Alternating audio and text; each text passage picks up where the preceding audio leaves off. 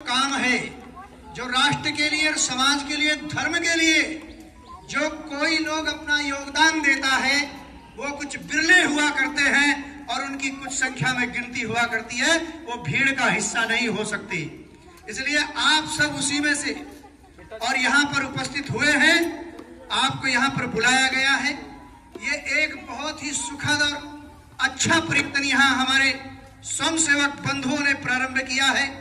यद्यपि 100 वर्ष पूर्व प्रारंभ संगठन ने आज दुनिया के अंदर अपने सेवा के भाव से बहुत बड़ा स्थान स्थापित किया है और आज लोगों ने अपनी धन संपत्ति संपदा छोड़कर अपना संपूर्ण जीवन राष्ट्र के काम के लिए लगाते हुए भारत को वैभवशाली बनाने के लिए, सारी दुनिया का सिरमौर बनाने के लिए अपनी 5 पीढ़ियों को खपाकर इस राष्ट्र के काम को करते हुए यहाँ तक लेकर आए हैं।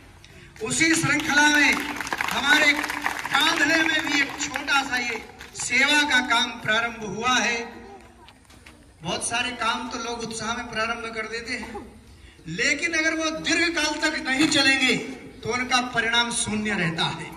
इसलिए काम प्रारंभ हुआ है, 1-1.5 साल हुआ है, लेकिन वर्षानुवर्ष यह काम चले, ये 2-3 लोगों के बूते की बात नहीं है। क्योंकि हमारे परिवार में 2 बच्चे होते हैं, उन्हें पालन पोषण करने के लिए हम दिन रात लगे रहते हैं। और जब किसी व्यवस्था के लिए किसी को निवेदन करने जाते हैं तो लोग कहते हैं भाई साहब बच्चे पालने हैं। उन्हें बच्चे पालने से फुर्सत नहीं, जिनके पास 2 बच्चे हैं केवल, और उनके पास सब व्यवस्थाएं हैं, लेकिन यहाँ तो 100 बच्चे हैं। इन 100 बच्चों के जीवन को सुखद संस्कार में अगर हमने बना दिया और इनमें से कुछ बच्चे भी संस्कार युक्त होकर अच्छी जगह अगर उन्होंने स्थापित करने का काम हम सब ने मिलकर कर दिया तो यही राष्ट्र के उत्थान का सबसे बड़ा राष्ट्रभक्ति का काम होगा।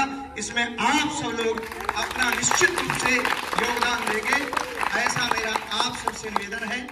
यहाँ बिना किए किसी को कुछ मिलता नहीं। इस धरती पर जो परिश्रम करता है, पुरुषार्थ करता है, उस परिश्रम पुरुषार्थ के आधार पर ही उसको पुरस्कार मिलता है।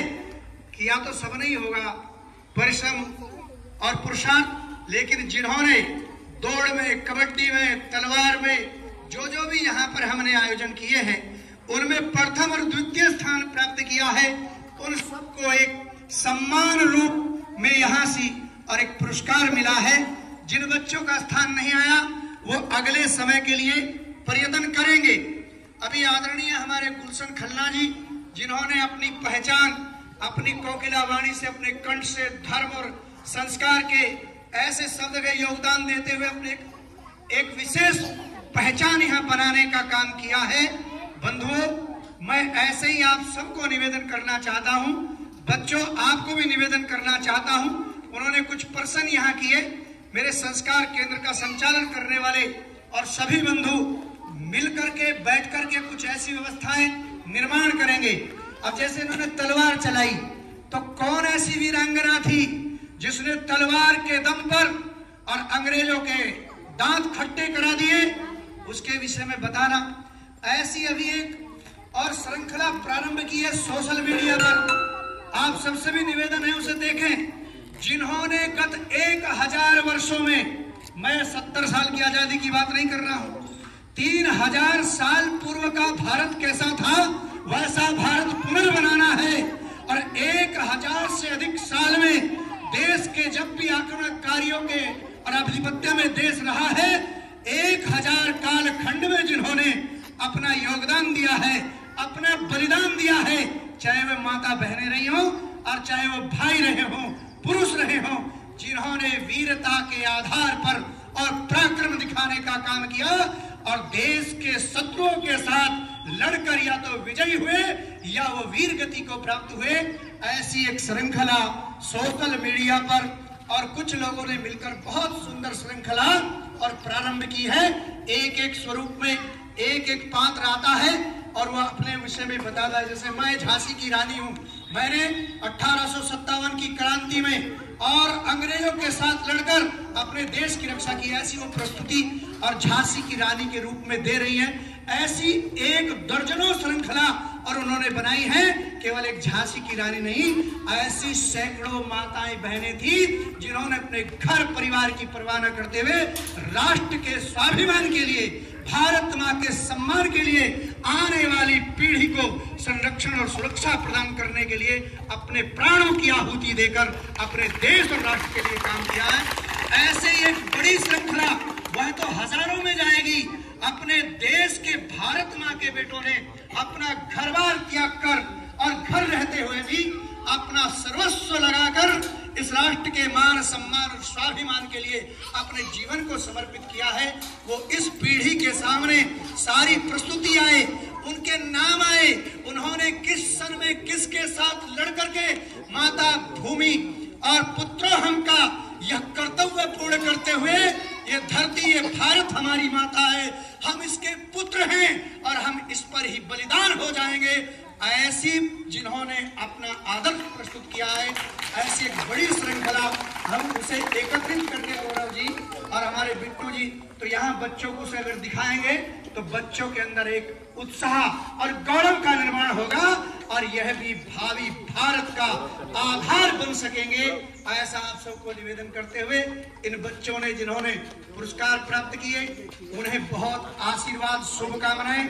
जो संचालन करने वाले गौरव जी यहाँ थे तो वो इसकी चिंता करते थे, वो बाहर चले गए, लेकिन उन्होंने ये और एक वृक्ष लगाया है, अभी पौधा है शिशु रूप में, इसमें हम सब लोग मिलकर के अपना योगदान देंगे।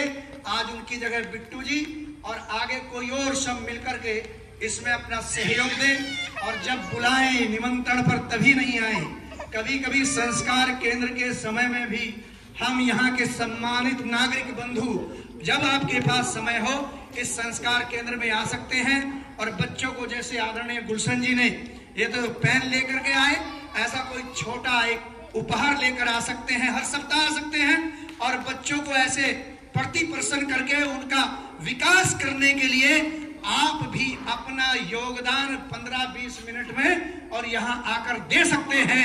आप सबसे मेरा निवेदन है, ये सेवा का काम है और सेवा ही इस दुनिया में सबसे बड़ा धर्म है। आप किसी को बल से नहीं जीत सकते, धन से नहीं जीत सकते। अगर किसी का हृदय जीतना चाहते हैं तो सेवा के भाव से आप किसी का भी हृदय जीत सकते हैं, अपना स्थान बना सकते हैं।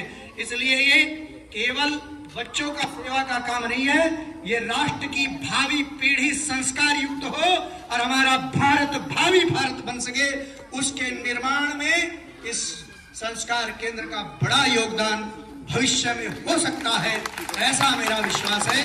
इसलिए मैं बच्चों से भी निवेदन करूंगा कि जो भी समय हमारे संस्कार केंद्र का प्रतिदिन यहाँ पर आए, एक दिन की भी उपस्थिति अनुपस्थिति हमारी गैर हाजिरी नहीं होनी चाहिए और सब लोग मिलकर के इस व्यवस्था को दीर्घ काल तक चलाएंगे तो एक अच्छा परिणाम और यहाँ पर हम लोग प्रस्तुत कर सकेंगे। जिन्होंने देश धर्म के लिए, राष्ट्र के स्वाभिमान के लिए अपने प्राणों की आहुति दी, वो कोई धनाढ्य सेठों के बेटे नहीं थे, वो सामान्य परिवारों से निकलकर चंद्रशेखर आजाद बनकर के और उन्होंने चुनौती देने का काम किया है। इसलिए हम भी अपने देश के लिए अब मरने वालों की आवश्यकता तो नहीं है क्योंकि देश को आजादी प्राप्त हो गई है, लेकिन देश अच्छा बने, सच्चा बने, बढ़िया बने, सारी दुनिया के अंदर भारत की जय जयकार हो। इसलिए हम संस्कार युक्त शिक्षा प्राप्त करते हुए जब किसी मुकाम पर पहुंचेंगे तो हम अपने परिवार के लिए साथ साथ अपने देश के लिए भी और जीने का संकल्प लेंगे। इसलिए देश के लिए मरने वाले नहीं, आज देश के लिए जीने वाले लोगों की बड़ा श्रृंखला की आवश्यकता है ताकि हमारा भारत दुनिया के शिखर पर चमकता रहे। इतना निवेदन करते हुए आप सब बच्चों को बहुत बहुत आशीर्वाद, शुभकामनाएं। आगंतुक बंधुओं का हार्दिक अभिनंदन और आप सबका भी आभार कि आप यहाँ सूचना पर इस केंद्र में पधारे, अपना महत्वपूर्ण समय आपने यहाँ पर दिया है। और संचालन करने वालों के लिए कोई धन्यवाद नहीं रहता है क्योंकि हम उस वंश परंपरा और संगठन में से उत्पन्न हुए हैं जो पीछे रहकर और अंतिम व्यक्ति को सामने मंच पर लाकर उसे एक सुंदर सूर्य की तरह चमकने वाला वैभवशाली और देश का नागरिक बनाते हैं। हम खप करके और बाकी को आगे बढ़ाने का काम करते हैं। इसलिए उनका कोई धन्यवाद तो नहीं, लेकिन फिर भी उनके इस अच्छे काम के लिए उन्हें मैं ये साधुवाद दूंगा और परमात्मा से प्रार्थना करूंगा कि वो उन्हें भी ये सामर्थ्य दे कि वो अपना योगदान इस अच्छे काम में सदा सर्वदा देते रहें। फिर से बोलेंगे भारत माता की।